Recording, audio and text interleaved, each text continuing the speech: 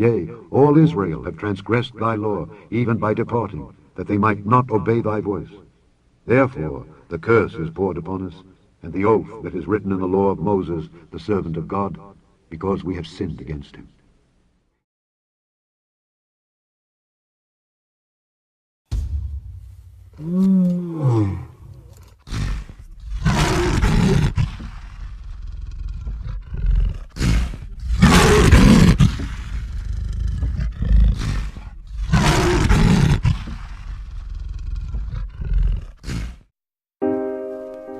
What if I told you that just about everything you were taught in school or church about history has been a lie? What if I told you that you are not a Gentile or a Hamite Egyptian or a Canaanite? And what if I told you that the very Bible that you read is talking about you and your ancestors? What if I told you that all the suffering our people has gone through for centuries is just a continuation of a divine punishment from God? And what if I told you that this punishment is otherwise known as the curses of Israel? And what if I told you that the people the world knows as Jews are not the real biblical Hebrew Israelites of the Bible?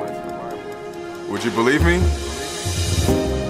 From the very beginning, there has been a battle between good and evil, between the seed of Satan, the fallen angels who were deified by man, and the seed of Seth.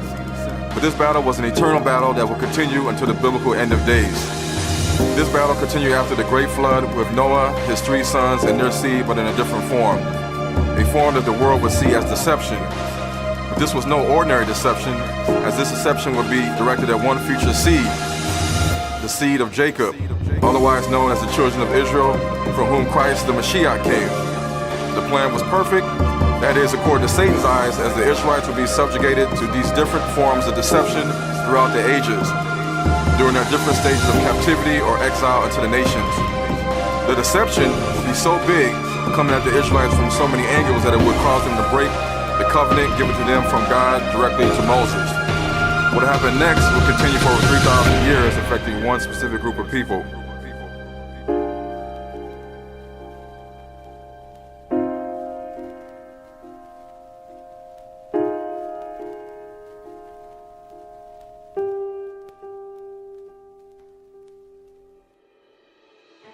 The Bible says Satan is the father of lies, and it also says that you can recognize false prophets or false teachers by their fruits. Once the Greeks got a hold of the books written by Hebrew Israelites, history would never be the same. For centuries, the Catholic Church controlled what Christians worldwide learned using the Council of Nicaea and other tactics like controlling the printing press.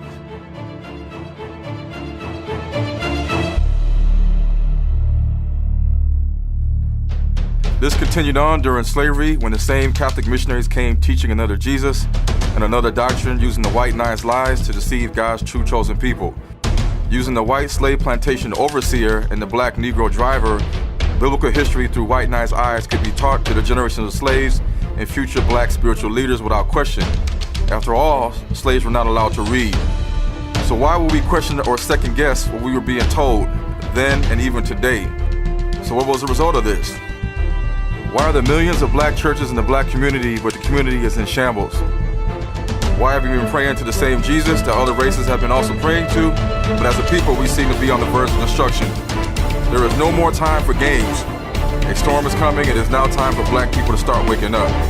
It's time for black people to start asking questions and to demand answers.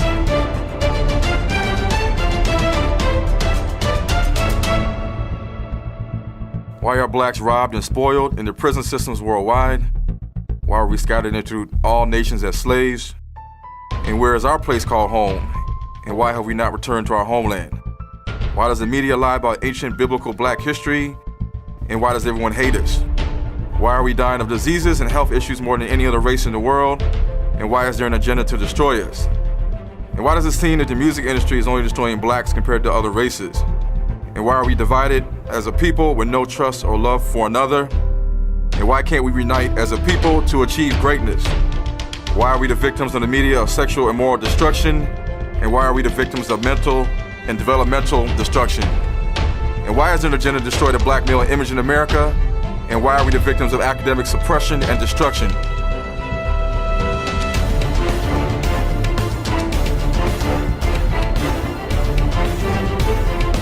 Why have we got any reparations when everyone else has? And why are we the poorest in every country? And how come we don't have an economy within an economy? And why haven't we been taught that the Jews and the Arabs enslaved our forefathers for centuries? If we are the descendants of the children of Israel, then why have we had our identity stolen? Even more, why isn't the Black Christian church teaching this to their congregation? Fast forward to the 21st century. Now we have reached a critical point in biblical history and prophecy that cannot be denied. As World War III looms in the background and there is more talk in Israel about building the third temple in Jerusalem, the world is becoming more ungodly. The Battle of Armageddon seems closer now than ever. But amongst all this chaos, ungodliness, and evil, we are seeing an awakening. This awakening is an awakening of the truth. The remnant of the biblical children of Israel is waking up. Those who God has awakened are the ones raising up that old line of Judah. We are the ones turning from our wicked ways. We are the ones coming back to the God of the Bible, the Creator, and the Mashiach together in unity, preparing for the tribulation so that we can be the ones who endure to the end. We are crying aloud to our people, sparing nothing, lifting up our voice like a trumpet to show God's true chosen people their transgressions and sins. This is the final call, but do you have the ears to hear the warning? Now, George Orwell, the author of 1984, said, "Whoever controls history controls the world." So I think it's about time that we tell our history the right way. No more slave movies, no more coonery and buffoonery, no more white biblical lies. A lie cannot live forever. The Bible says, "And ye shall know the truth, and the truth shall make you free." Remember, in Matthew 24, verse 37 to 42, it says, "But as the days of Noah were, so shall also be the coming of the Son of Man. For as in the days that were before the flood, they were eating and drinking, marrying and giving in marriage, until the day that Noah entered the ark, and knew not until the flood came and took them all away. So shall also be the coming of the Son of Man be. Then shall be two in the field, and one shall be taken, and the other left. Two women shall be grinding at the mill, the one shall be taken, and the other left. Watch therefore, for ye know not what hour your Lord doth come." Hebrews to Negroes, wake up, Black America. Wait a minute now.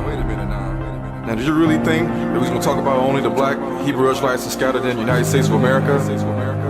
The Bible says the children of Israel will be scattered into the four corners of the world. So where are they at?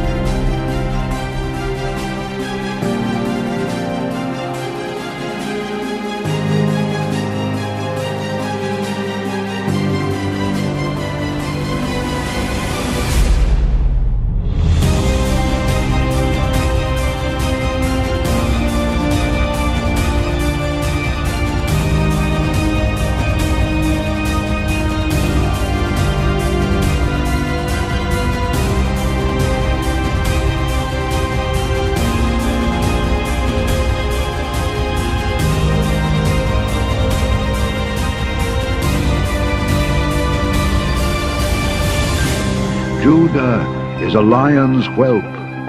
From the prey, my son, thou art gone up. He stooped down, he couched as a lion, and as an old lion. Who shall rouse him up?